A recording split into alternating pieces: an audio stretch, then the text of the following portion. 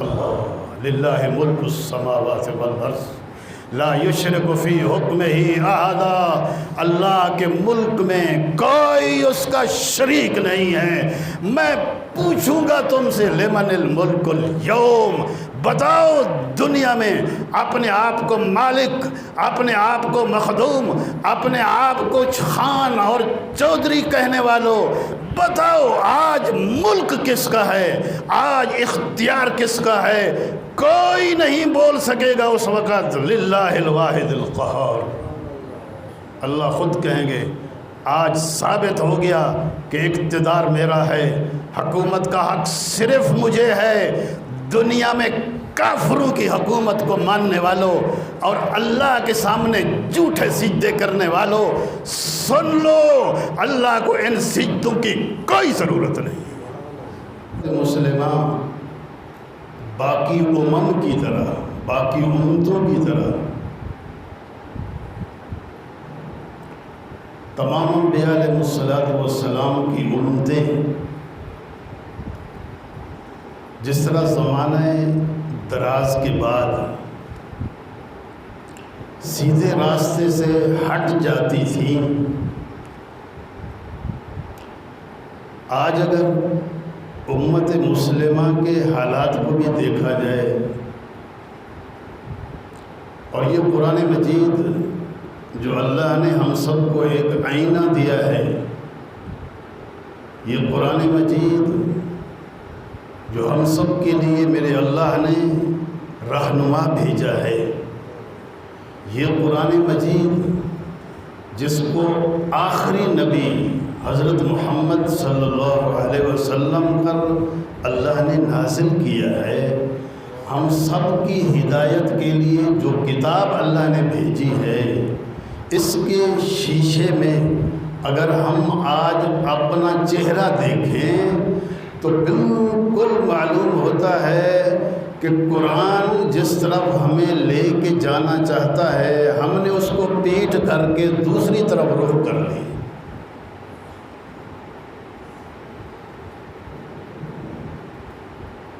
اور ظاہر ہے جب آپ نے اپنا رخ ہی تبدیل کر لیا ہے، مجموعی امت مسلمہ کہہ رہا ہوں، تو آپ منزل مقصود تک نہیں پہنچ سکتے۔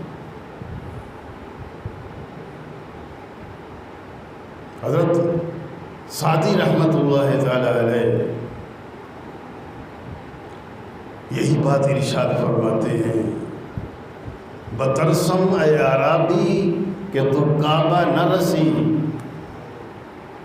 زیراں کے آراہ کہ تو میں روی بترکستان است۔ اے دیہاتی، اے ان پڑھ، جس نے دوسری تعلیم تو بڑی حاصل کر لی ہے، مگر جو تعلیم حاصل کرنی تھی اللہ کی کتاب کی، اس کی طرف توجہ نہ کرنے والے، سن مجھے خطرہ ہے تو کعبے نہیں پہنچے گا، یعنی دوسرے لفظوں میں آسان کر کے بتاؤں تو جنت میں نہیں جائے گا۔ ہم تو کوشش یہی کر رہے ہیں سارے کہ کہاں پہنچے، جنت میں۔ حضرت سعدی رحمہ اللہ فرماتے ہیں مجھے خطرہ ہے کہ تم کعبے نہیں پہنچو گے، یعنی تمہارا جو راستہ ہے جس پہ تم جا رہے ہو، یہ کعبے والا جنت والا راستہ نہیں۔ راہ کے تو میں روی بترکستان است، وہ کعبے نہیں جا رہا راستہ، وہ جنت کی طرف نہیں جا رہا، وہ بالکل اپوزٹ، یعنی بالکل مخالف سمت میں جا رہا ہے۔ اس سے آسان مثال آپ کو میں بتا دوں،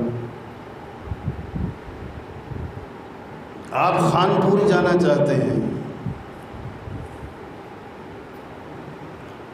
اور آپ نے چوک بہادر پور کی طرف اپنا رخ کر لی ہے، اس گاڑی پہ بیٹھ گئے جو کہاں جا رہی ہے، چوک بہادر پور۔ آپ جانا کہاں جاتے ہیں؟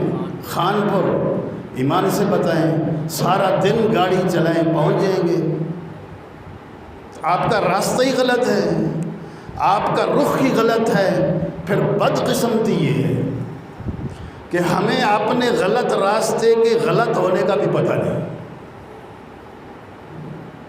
مسلمان کی زندگی، اس کی منزل کیا ہے، ہمیں اس کا بھی کوئی پتہ نہیں۔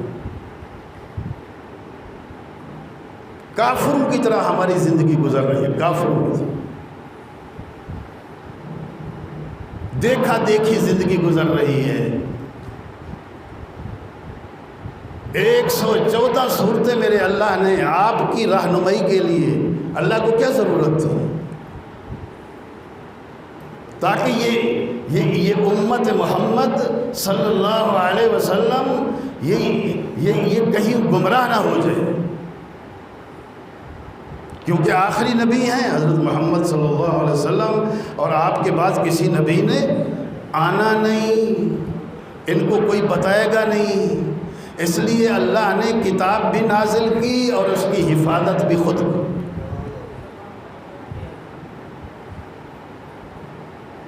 تاکہ قیامت تک آنے والا انسان اگر سیدھے راستے پر چلنا چاہے تو اس کے لیے رہنما موجود ہو۔ میں تو کراچی والوں سے کہتا ہوں، میں نے کہا ہم سیدھے راستے پہ چلنا ہی نہیں چاہتے، سیدھی بات تو یہ ہے۔ ہم نے کبھی زندگی کے کسی مسئلے میں، ایمان سے بتائیں، کبھی اللہ سے پوچھا ہے کہ اللہ مجھے کیسے کرنا ہے؟ آپ کو پوچھنے کی ضرورت ہی نہیں۔ کیا آپ مسلمان نہیں ہیں؟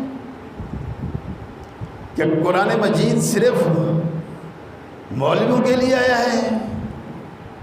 پھر مولوی بیچارہ بھی اس پاس وقت نہیں ہے، جب خود اس کے پاس وقت نہیں ہے، وہ آپ کو سیدھا راستہ کیا بتائے؟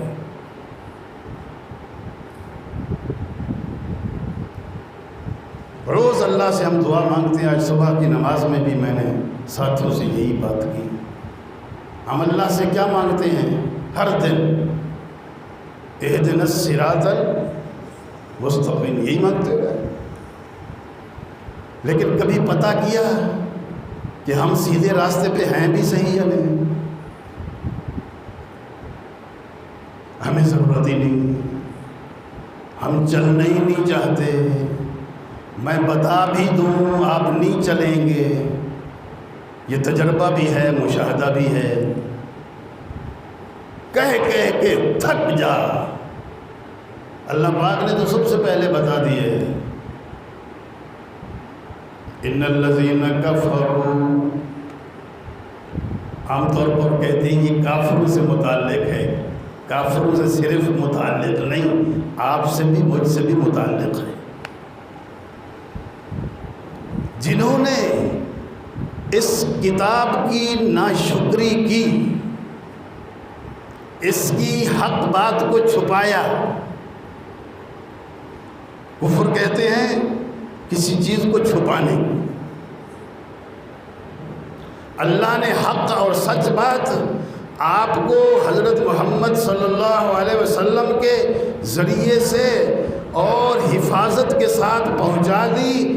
اب آپ نہ اس کو پڑھتے ہیں نہ سمجھتے ہیں، اور اگر کوئی بتا دے تو پھر بھی آپ چلنے کے لیے تیار نہیں ہیں، آپ بھی اس کو چھپا رہے ہیں۔ اللہ فرماتے ہیں جو لوگ چھپا رہے ہیں سواء علیہم انذرتہم ام لم تنذرہم لا یؤمنون، آپ ہزار ان کو بتائیں غرق ہو جاؤ گے، تمہارا بہت نتیجہ بد ہوگا، تم برباد ہو جاؤ گے۔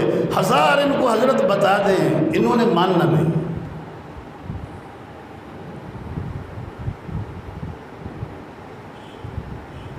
ہمیں یہ بھی پتہ نہیں کہ ہم سیدھے راستے پہ ہیں بھی صحیح یا نہیں، حالانکہ اللہ تعالیٰ نے سیدھا راستہ بھی بتا دی۔ صراط الذین انعمت علیہم غیر المغضوب علیہم ولا الضالین، یہ سیدھا راستہ کون سا ہے؟ جس پہ انبیاء چلتے رہے، جس پہ صدیقین چلتے رہے، قول اور فعل کے عمل کے سچے لوگ چلتے رہے۔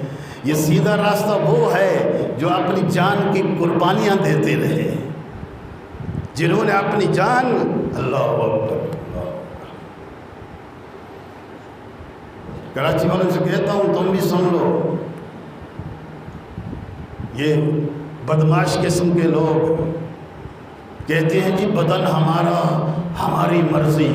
ارے بدن تیرے باپ کا نہیں ہے، بدن اللہ نے بنایا ہے اور تجھے بطور امانت کے دیا ہے، یاد رکھو۔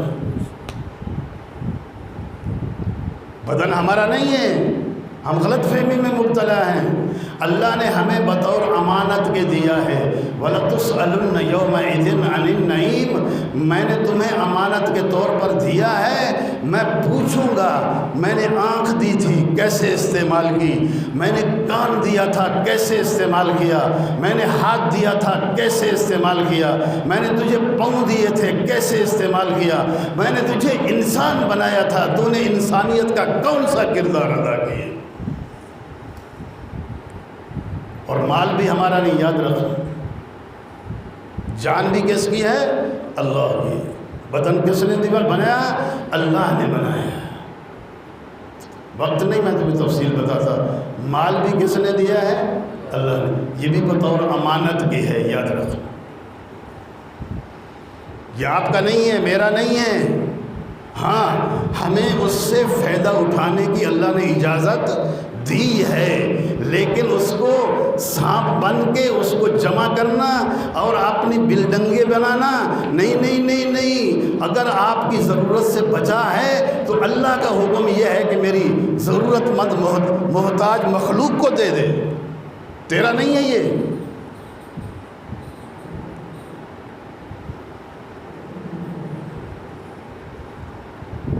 لیکن آپ دیکھیں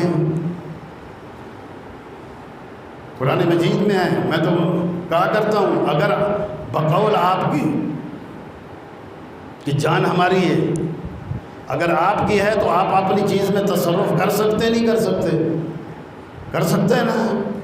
اگر آپ کی جان ہے آپ خودکشی کر سکتے ہیں؟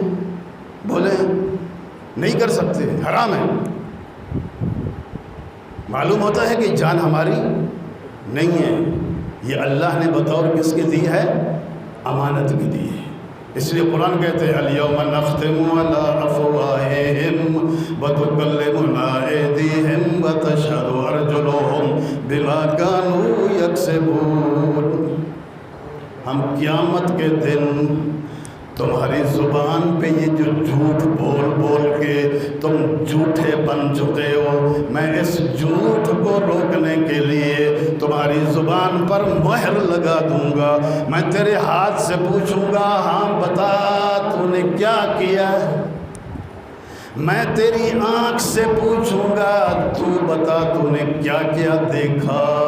میں تیرے کان سے پوچھوں گا تو بتا تو کیا سنتا رہا؟ اور یہ سب کچھ بتائیں گے، یہ سب کچھ بتائیں گے میں نے یہ کچھ دیکھا۔ یعلم خائنۃ الاعین وما تخفی الصدور۔ سن لو اللہ تمہارے آنکھ کی خیانت کو بھی جانتا ہے، وہ تمہارے دل کے خیالات کو بھی جانتا ہے۔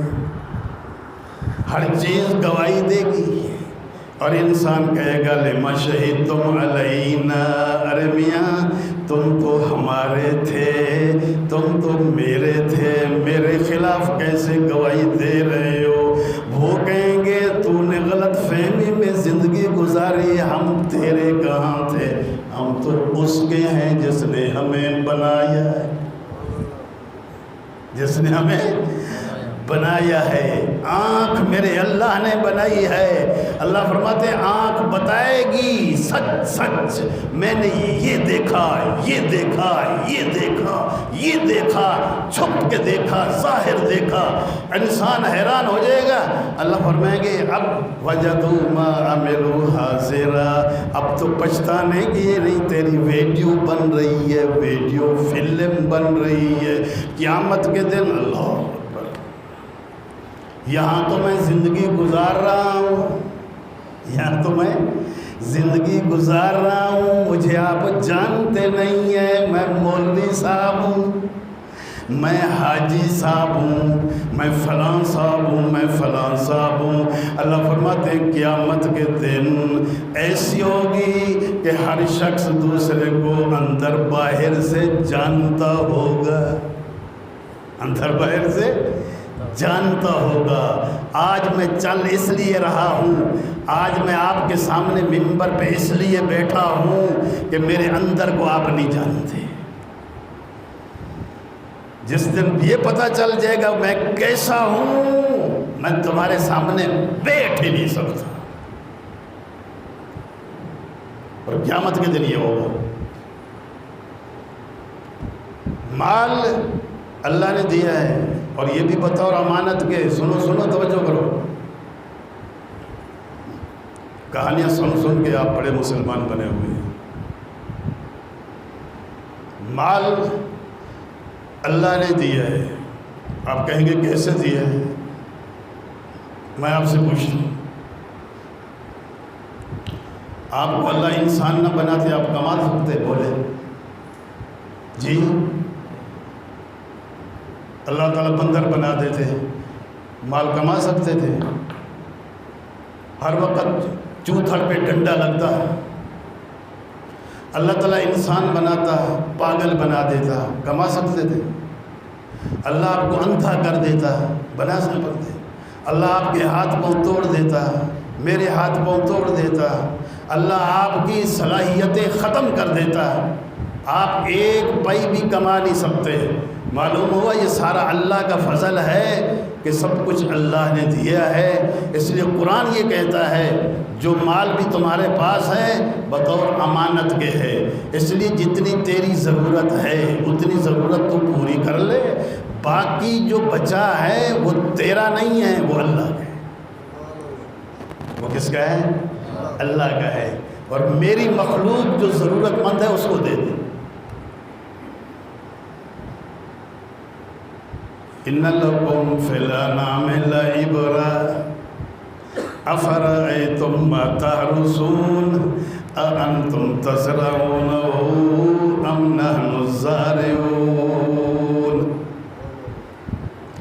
لو نشاء لجعلناه طعاما فظلتم تفکہون انا لمغرمون بل نحن محرومون افرأیتم الماء الذی تشربون اانتم انزلتموه من المزن ام نحن المنزلون لو نشاء لجعلناه أجاجا فلولا تشکرون۔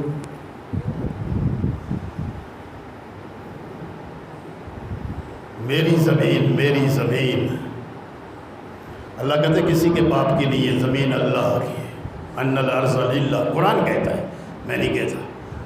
زمین کس کی ہے بولے؟ اللہ کی۔ اللہ فرماتے ہیں جتنی تیری ضرورت ہے تو اتنا لے لے، باقی تو سانپ بن کے اور تو میری مخلوق کو روک نہیں سکتا۔ جس طرح آسمان کے کسی حصے سے کوئی کسی کو روک نہیں سکتا، دھوپ کے کسی حصے سے کوئی کسی کو روک نہیں سکتا، اس لیے سب کچھ اللہ کا ہے۔ زمین بھی اللہ کی ہے۔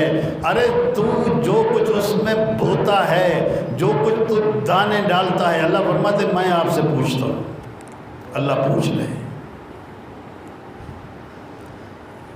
آپ نے زمین میں دانہ ڈالا ہے، آپ نے زمین میں دانہ ڈالا، اتنا کیا، اللہ کا پیدا کیا ہوا دانہ بیج اپنے گھر سے اٹھایا، آپ نے جا کے زمین میں ڈال دیا، اتنے کیا نا۔ پانی اللہ نے نازل کیا تھا، وہ پانی آپ نے لگا دیا۔ اب آپ ایمان سے بتائیں، زمین میں دانے کی حفاظت آپ نے کی یا اللہ نے کی؟ بولتے ہو سر؟ اللہ نے کی. اس سے شاخ آپ نے نکالی یا اللہ نے نکالی؟ اللہ نے نکالی. اس کو بڑا اللہ نے کیا یا آپ نے کیا؟ اللہ نے کیا. اس میں خوشہ اللہ نے لگایا آپ نے لگایا؟ اللہ نے لگایا. اس میں دانے اللہ نے بھرے یا آپ نے بھرے؟ اللہ نے بھرے. اس کے پیک یعنی جس کو کہتے ہیں دانوں کو پیک اللہ نے کیا یا آپ نے کیا؟ یعنی آپ کی محنت جتنی ہیں اللہ فرماتے ہیں اتنی تو لے لے، اتنی تو لے لے. زیادہ محنت آپ کی ہے یا اللہ کی ہے؟ بولو. اللہ فرماتے ہیں آتو حقہ یوم حصادہ. چودھری صاحب، جام صاحب، مخدوم صاحب، ارے اپنے دنیا کے اندر خدا کے اقتدار کو چیلنج کرنے والا، ارے اپنے آپ کو مالک کہنے والا، مالک وہ ہے.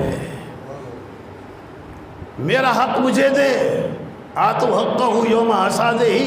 تو نے دانہ ڈالا، جتنا ڈالا تیری ضرورت ہے تو لے لے، باقی جو ضرورت جتنا ہے وہ سارا میرا ہے. جو میرے غریب مخلوق میں نے پیدا کی ہے، ما من دابۃ فی الارض الا علی اللہ رزقها، میرے ذمہ ہے، میں نے اس کو رزق دینا ہے. آپ کو جو میں نے دیا ہے آپ کے پاس امانت ہے، آپ میرے ان بندوں تک خود جا کے پہنچا دیں جن کے پاس یہ چیز نہیں ہے.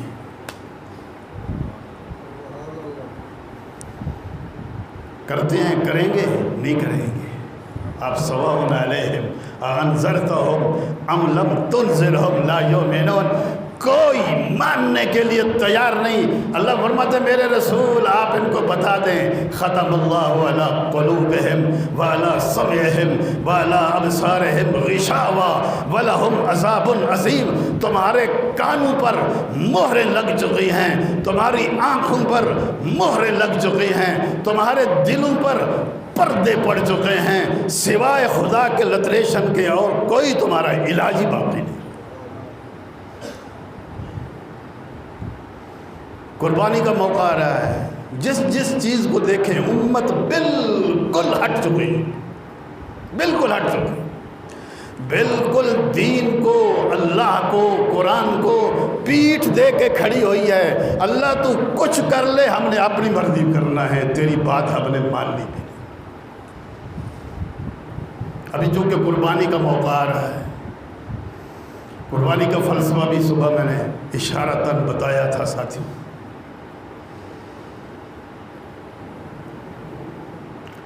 یہ قربانی کس کی سنت ہے؟ ابراہیم. بولو تو ابراہیم علیہ السلام. کس کی ہے؟ ابراہیم علیہ السلام. وقت نہیں میں ابراہیم کو بتاتا کہ ابراہیم تھا کہاں. وہ اکیلا ابراہیم تھا جس نے پوری دنیا کو چیلنج کیا تھا، پوری نمرودیت کو اپنا حاکم تسلیم کرنے والوں سے کہا تھا اننی براء منکم ومما تعبدون من دون اللہ وانی ذاہب الی ربی انہ سیہدین انی مہاجر الی ربی سیہدین. ارے میں تمہارے غیر خدا کے نظاموں میں زندگی گزارنے والوں کو سب کو چھوڑ کے اللہ کے پاس جا رہا ہوں. میں کافروں کی حکومت میں نہیں رہنا چاہتا. میں اللہ کا بندہ ہوں. اللہ کی زمین پہ اللہ کے نظام کے سوا نہ کسی کو میں تسلیم کرتا ہوں اور نہ میں کروں گا. میں سب کو چھوڑ کے اللہ کے پاس جا رہا ہوں. یہ ہے جس کی سنت پر آپ ابھی عمل کریں گے. آپ صرف گوشت کھانے کے، میں صرف گوشت کھانے کا جانتے ہیں. ابراہیم کی تو زندگی وہ ہے جس کو اللہ نے کہا ہے میرے رسول، اپنے رسول حضرت محمد صلی اللہ علیہ وسلم سے بھی کہا ہے ان اتبع ملت ابراہیم حنیفہ. حضرت ایسے ہی زندگی گزاریں جیسے ابراہیم گزار رہا ہے.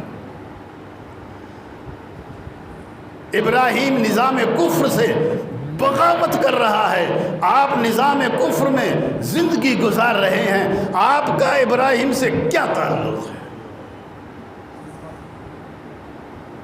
ابراہیم علیہ السلام نے کس کی قربانی کی؟ بولو، بیٹے کی۔ اللہ نے بیٹے کو ذبح کرنے کا حکم دیا تھا نا۔ ارے بھی میری طرف توجہ کرے، بولے بھی صحیح، بولنا بھی سیکھے۔ کس کی بیٹی کی قربانی کی؟ بیٹے کی۔ ایمان سے بتائیں، بیٹے کا گوشت کھایا جاتا ہے؟ اللہ کیا بتا رہے ہیں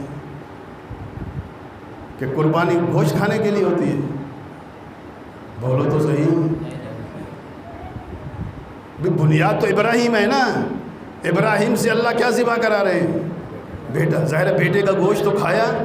معلوم کیا ہوتا ہے کہ اللہ تعالیٰ یہ دیکھتے ہیں کہ آپ کس کے لیے کر رہے ہیں، آپ کے دل میں کس کی محبت ہے۔ ہم قربانی کس لیے کرتے ہیں؟ گوشت کہیں گے، نہیں کرتے؟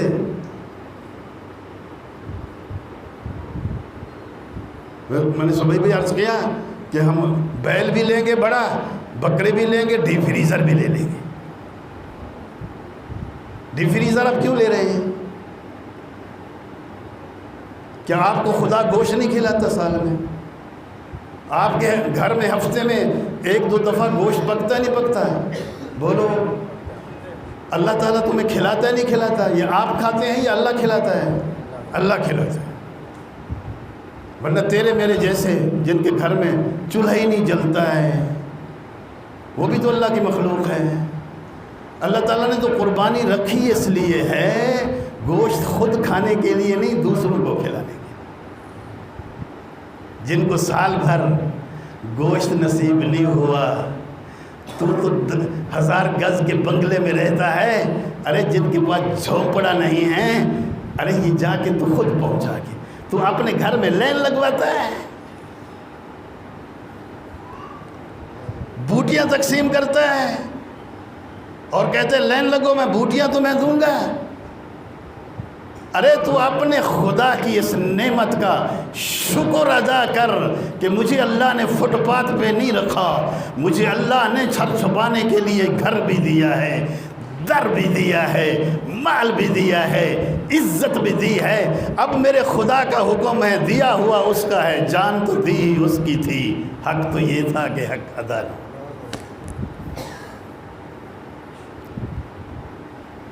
علم حدیث بھری ہوئی ہے، علم حدیث پڑھنے پڑھانے والے سب جانتے ہیں۔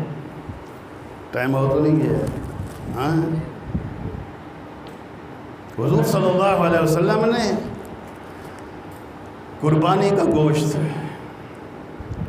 ابتداءً 3 دن سے زیادہ گھر میں رکھنے کی اجازت نہیں دی۔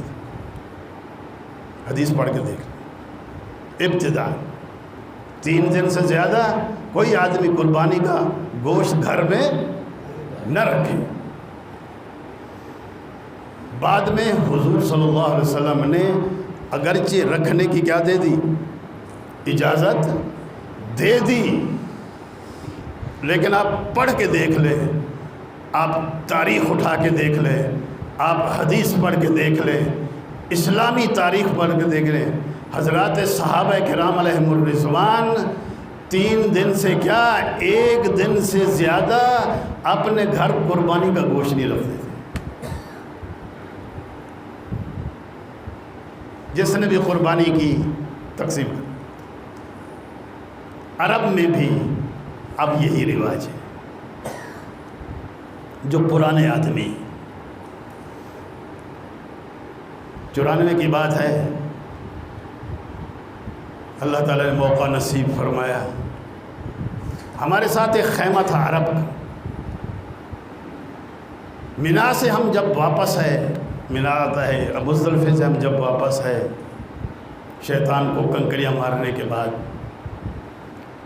ہم ابھی اپنے جگہ خیمے میں پہنچے کہ وہ عرب خاندان اپنی قربانی کر کے اس کو پکا کے تقسیم کر رہا تھا۔ اللہ کے مہمانوں کو کھلاؤ، خود تمہیں خدا کھلاتا ہے، تم دوسروں کو کھلاؤ گے، خدا تمہیں کھلائے گا۔ میں اور آپ آج چونکہ یہ اس چیز کا مزہ نہیں چکھا، ہم خود کھانے کا مزہ چکھا ہے، دوسروں کو کھلانے کا مزہ چکھا نہیں ہے، اس لیے ہمیں دوسروں کو کھلانا بڑا بھاری لگتا ہے۔ حضرات صحابہ کو اللہ نے، حضور صلی اللہ علیہ وسلم نے وہ تبدیلی فرما دی کہ حضرات صحابہ کو حضور کی خدمت میں آنے کے بعد پھر کھلانے میں مزہ آتا تھا، کھانے میں مزہ نہیں آتا۔ دیکھیں یہ بھی حدیث کا واقعہ ہے، حضور صلی اللہ علیہ وسلم کی خدمت میں مہمان آ گئے، حضور صلی اللہ علیہ وسلم نے فرمایا ہے میاں کسی کے گھر میں کچھ آج میرے مہمان کو کچھ کھانا کیا کر دے، کھلا دے، گھر میں میرے کچھ نہیں۔ حضرت ابو طلحہ انصاری رضی اللہ تعالیٰ عنہ کا نام آتا ہے۔ حضرت ابو طلحہ انصاری نے حضور صلی اللہ علیہ وسلم کے مہمانوں میں سے ایک مہمان کو پکڑا، فرمایا آپ میرے گھر چلیں، جو محاذر ہے ہم انشاءاللہ دریغ نہیں کریں گے۔ گھر لے گئے، گھر والی سے پوچھا ہے کچھ، اللہ کے رسول کا مہمان ہے، اس کو کھلانے کے لیے کچھ ہے؟ بیوی نے بتایا کچھ بھی نہیں ہے، تھوڑا سا کھانا ہے جو بچوں کے لیے ہے، چھوٹے چھوٹے بچوں کے۔ اب بچے تو کچھ نہیں سمجھتے، وہ تو روئیں گے۔ ابو طلحہ انصاری رضی اللہ تعالیٰ عنہ نے کہا کہ بچے ہمارے ہیں، مہمان رسول کا ہے، آپ بچوں کو سلا دیں، بھیلا پھسلا کر ان کو آرام کروا دیں، سلا دیں اور مہمان رسول کو کھانا کھلا دیں۔ لیکن عرب کا طور طریقہ بھی یہ تھا کہ مہمان بھی بغیر میزبان کے کھانا کھاتا نہیں تھا۔ حضرت ابو طلحہ انصاری رضی اللہ تعالیٰ عنہ نے حسب دستور کہا گھر والی سے کہ مہمان میرے بغیر کھانا کھائے گا نہیں، مجھے مجبوراً شرکت کرنا پڑے گا، میں نے اگر کھانا کھایا مہمان رسول بھوکا رہ جائے گا، اس لیے تو نے ایسا کرنا ہے کہ پہلے زمانے میں چراغ ہوتے تھے، بتیاں تو اب بلب تو اب آئے، بجلی تو اب اس زمانے میں مٹی کے دیے ہوا کرتے تھے، چراغ ہوا کرتے تھے، چراغ کو صحیح کرتے کرتے اس کو بجھا دینا، اندھیرا ہو جائے، میں صرف شکل بناؤں گا اور کھانا مہمان رسول کو کھلاؤں۔ ابو طلحہ انصاری جیسے لقمہ اٹھایا جاتا ہے، اندھیرا ہے، مہمان سمجھ رہا ہے کہ ابو طلحہ انصاری کیا کر رہے ہیں، کھا رہے ہیں، لیکن ابو طلحہ انصاری نے کھایا نہیں۔ مہمان نے جو کچھ تھا محاذر پر کھا لی، رات کو سلا دیا، صبح آسان ہوئی، دونوں مسجد نبوی میں چلے گئے، حضور کے پیچھے جا کے نماز پڑھی۔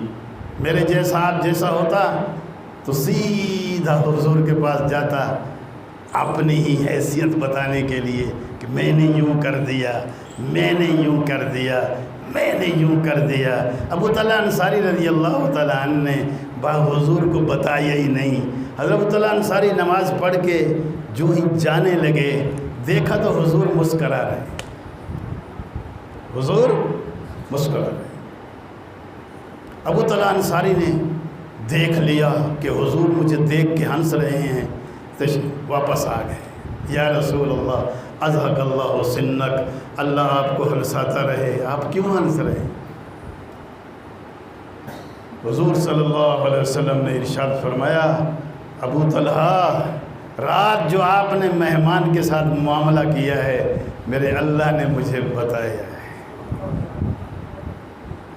آیت نازل ہوئی یؤثرون علی انفسہم ولو کان بہم خصاصہ، خود بھوکے رہتے ہیں دوسروں کو کھلاتے ہیں۔ یہ ہیں وہ حضرات صحابہ جن کا نام لے لے کے ہم بہت بڑے 30 مار خان بنے ہوئے ہیں۔ کردار ہمارا دیکھیں، حضرات صحابہ فضائل اعمال میں آپ روز پڑھتے ہیں، روز سنتے ہیں کہ ایک سری بکرے کا سر کسی ایک صحابی نے دوسرے کے گھر میں بھیجا، اس نے دوسرے کے اس میں بھیج دیا، दूसरे ने तीसरे के घर में भेज दिया कि हमारे घर तो आज दाल साग है, पता नहीं वहाँ है या नहीं है। ये घूमती घूमती जहाँ से गई थी वहीं वापस आ गई। नाराज़ भी नहीं होना मेरे भाई और दोस्तों। आज हमारा किरदार क्या है? हमने कभी पूछा है हमसे से? बोलो। अब खामोशी से हम सहाबा किराम अलैहिम रिज़वान के तरह ज़िंदगी गुजार रहे हैं। इसलिए हज़रत सादी रहमतुल्लाह ताला अलैह फरमाते हैं कि बहुत मुश्किल है, अपना रुख सही कर लो। अपना इन्नी वज्जहतु वजहिया लिल्लज़ी फ़तरस समावाति वल अर्ज़ हनीफ़ा वमा अना मिनल मुशरिकीन। अपना रुख अल्लाह की तरफ कर लो जो इस ज़मीन का मालिक है। मालिक कौन है? अल्लाह। लिल्लाहि मुल्कुस समावाति वल अर्ज़ ला युशरिकु फ़ी हुक्मिही अहदा। अल्लाह के मुल्क में कोई उसका शरीक नहीं है। मैं पूछूंगा तुमसे लिमनिल मुल्कुल यौम, बताओ दुनिया में अपने आप को मालिक, अपने आप को मखदूम, अपने आप को खान और चौधरी कहने वालों, बताओ आज मुल्क किसका है, आज इख्तियार किसका है? कोई नहीं बोल सकेगा उस वक़्त लिल्लाहिल वाहिदिल क़हार। अल्लाह ख़ुद कहेंगे आज साबित हो गया कि इक़्तिदार मेरा है, हुकूमत का हक़ सिर्फ़ मुझे है। दुनिया में काफिरों की हुकूमत को मानने वालों और अल्लाह के सामने झूठे सिजदे करने वालों, सुन लो, अल्लाह को इन सिजदों की कोई ज़रूरत नहीं। हम मजाक कर रहे हैं अल्लाह से। सर तो अल्लाह के सामने झुका हुआ है और हुकूमत दूसरों की आपने तस्लीम की हुई है। सूद पे आपका निज़ाम चल रहा है, मुल्क सूदी निज़ाम पे चल रहा है, तरीक़ा सारा काफिरों का चल रहा है, और आप अल्लाह की इबादत क्या कर रहे हैं? हमारा रुख बिल्कुल बदल चुका है और बहुत ख़तरे की बात है। ख़तरे से मैं आपको आगाह कर रहा हूँ और यही ज़िंदगी में अल्लाह ताला मुझे काम करने की तौफीक, मैं ख़ुद भी सीधे रास्ते पे आ जाऊँ और आप भी सीधे रास्ते पे आ जाएं, उम्मत मुस्लिमा भी आ जाए। मैंने सुबह भी अर्ज़ किया था, अभी भी अर्ज़ कर रहा हूँ कि हम सीधे रास्ते से हट चुके हैं, हम गोल रास्ते पे चल रहे हैं। सीधा रास्ता वो होता है जिससे इंसान मंजिल मकसूद तक पहुँचे। सीधा रास्ता, सही रास्ता वो है, सीधे की बजाय सही कहें, सही रास्ता वो है कि आप मंजिल मकसूद तक पहुँच जाएं। हम मंजिल मकसूद तक क्या पहुँचेंगे? हम तो कोहलू के बैल की तरह जहाँ से चलते हैं शाम को वहीं खड़े होते हैं। जो पिछले साल हमारी कैफियत थी, ईमान से बताएं, ईमान की, आज वही कैफियत है या नहीं है, बल्कि उससे गिर चुकी। हमने सिर्फ अपने जिस्म, अपनी दुनिया की ज़िंदगी को बनाने के लिए तन मन धन की कुर्बानी लगाए। और कुरान कह रहा है, कुरान कह रहा है, अल्लाह कह रहा है, मन काना युरीदुल आजिलता, मन काना युरीदुल आजिलता। तन बनाने वालों, जिस्म बनाने वालों, दुनिया बनाने वालों, फरमाते हैं मन काना युरीदुल आजिला अज्जलना लहू फिहा मा नशाउ लिमन नुरीद। तुम्हारे तन को, जिस्म को बना तो हम देंगे जिसके लिए चाहेंगे, लेकिन सुम्मा जअलना लहू जहन्नम, फिर सारी ज़िंदगी जहन्नम में जलना पड़ेगा। बस मिसाल दे के बात ख़त्म कर रहा हूँ। सुबह मैंने मिसाल अर्ज़ की थी, लेकिन यह है कि बात हो नहीं सकी थी, मैं दूसरी तरफ निकल गया था। बहरहाल ये कि उसकी मिसाल ऐसे समझें, जिस तरह हम ज़िंदगी गुजार रहे हैं, माशाल्लाह सारे काश्तकार हजरात हैं। आज चावल के کاشتکاری کا زمانہ ہے. آج لوگ کاشت کر رہے ہیں نا چاول.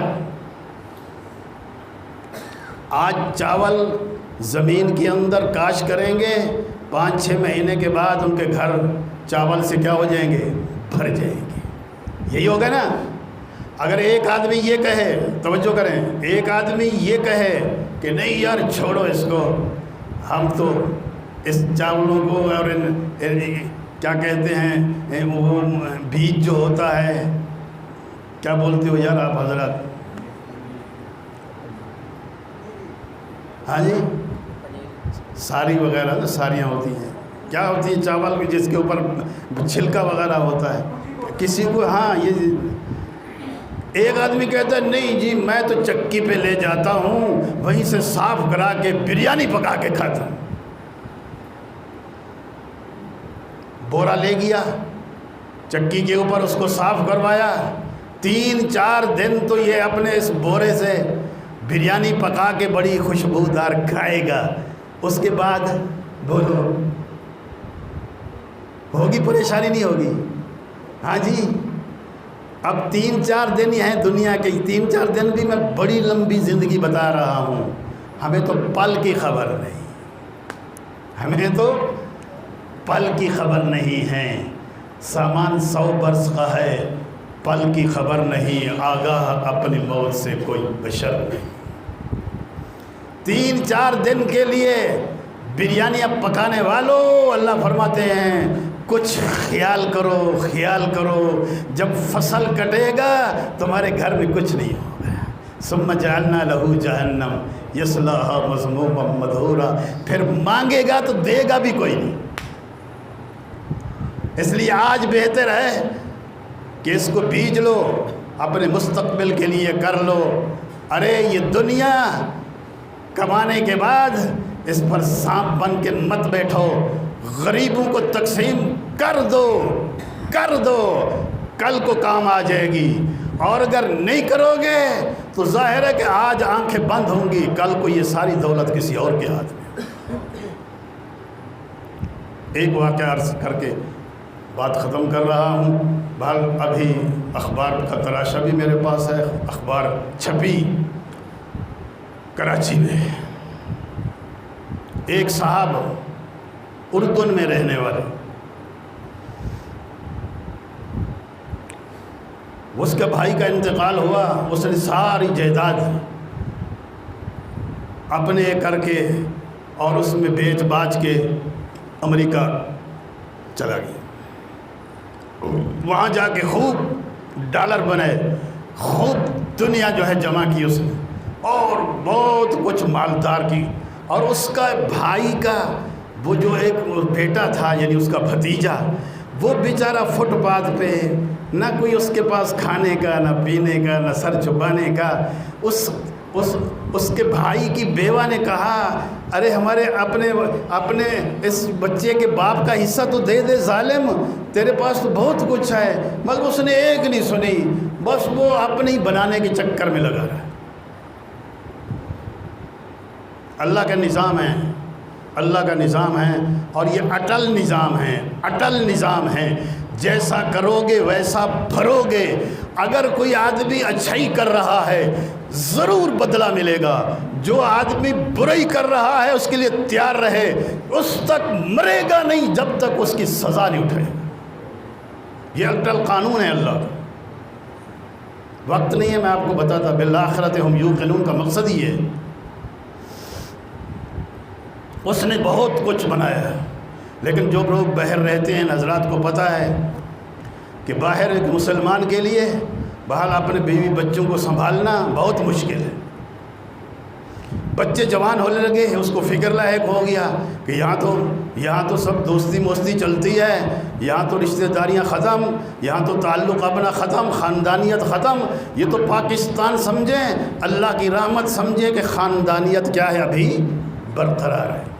موبائل نے اگرچہ ختم کر دی ہے کسی حد تک, لیکن کچھ نہ کچھ کیا ہے باقی. اس نے سوچا, اس نے ایسا کیا کہ پھر اردن کے اندر جائیداد خریدی، اپنی اس دولت سے یہاں بہترین کوٹھی بنائی، یہاں اپنا کاروبار یہ سیٹ کیا، اور اس کے بعد اپنی بیوی بچوں کو یہی بھیج دیا کہ چلو اب اردن ہی چلتے ہیں واپس، آپ لوگ چلو، میں پیچھے جو کچھ بھی بقایا ہے کاروبار اس کو سمیٹ کے میں آ رہا، سمیٹ کے آیا۔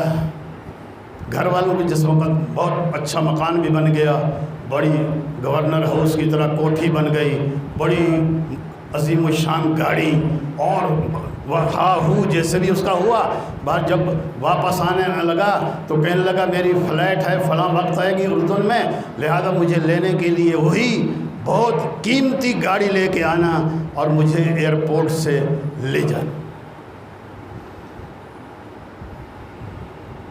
ایئرپورٹ پہ اترا، جیسے ہے ہم سب کا رواج ہے کہ بیوی بھی، چھوٹے بچے بھی، سارے نوکر بھی، سارے گاڑی میں بیٹھے کہ صاحب آ رہے ہیں ان کو لینے جانا ہے۔ باہر صاحب آئے، ایئرپورٹ پہ اترے، گاڑی میں بیٹھے، گاڑی ایئرپورٹ سے باہر نکلی، ٹکر لگی، کوئی بھی نہیں بچا۔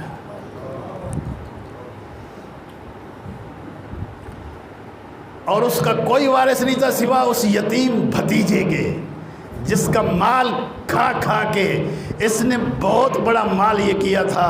اللہ فرماتے کھا لے کھا لے، میں نہ لوں تو مجھے خدا بھی نہیں کہنا۔ اس کا وارث اکیلا وہی بنا ہے۔ اللہ سے ڈریں، میں بھی ڈروں، آپ بھی ڈریں، اللہ کے حکم کو مان لیں۔ وقت نہیں میں آپ کو بتاتا کہ اللہ کے قانون کیا ہیں۔ اللہ نے پہلا لفظ یہی کہا ہے، الف لام میم ذالک الکتاب لا ریب فیہ ھدی للمتقین۔ بھائی اس پہ انشاءاللہ کبھی زندگی ہوئی تو انشاءاللہ بات کریں گے۔